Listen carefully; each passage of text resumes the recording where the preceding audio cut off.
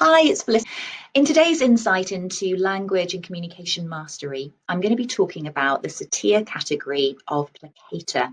Now, those of you who caught the insight a week or so ago when we looked at blamer, I also covered off in there some really sound background to Virginia Satir and to the rationale behind these hand gestures. Do check out hashtag ZenCommsMaster and you can see the video for yourself. But essentially, these are ways in which we can deliberately use our hands to create a very considered and very consistent emotional connection in the people that we're presenting to. So this is a way in which you can engage sort of an emotional connection.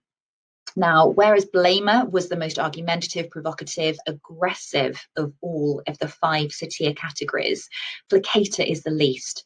Placator is a disempowering hand gesture unless it's used with real care and caution. So let me explain first what it is, and then I can give you some more context. Placator sees us turn our hands palm upwards, directly in front of us, and we are quite literally pleading. At 100% saturation, we may have eyebrows raised, we may go down on our knees, and we may be raising our hands to the heaven. It is quite literally a pleading. Now, if you think about that from a power perspective, you are in an incredibly disempowered and disempowering state. You are gifting your power to the people that you are talking to. And when on earth could that ever be useful? Essentially, if you're being confrontational, if you're being deliberately argumentative or confrontational, or even potentially a soupçon aggressive in what you're saying, by using placator hands, you can take the sting away from that. You can make things dial down just a little bit.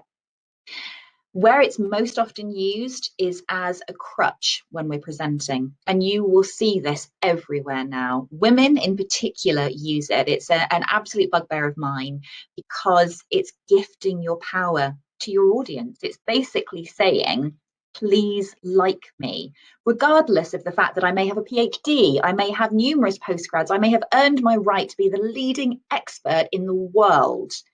I am still going to be showing up as not enough in front of you because I'm going to be desperate for your pleasure, your liking, your endorsement, your decision of whether I'm okay or not okay.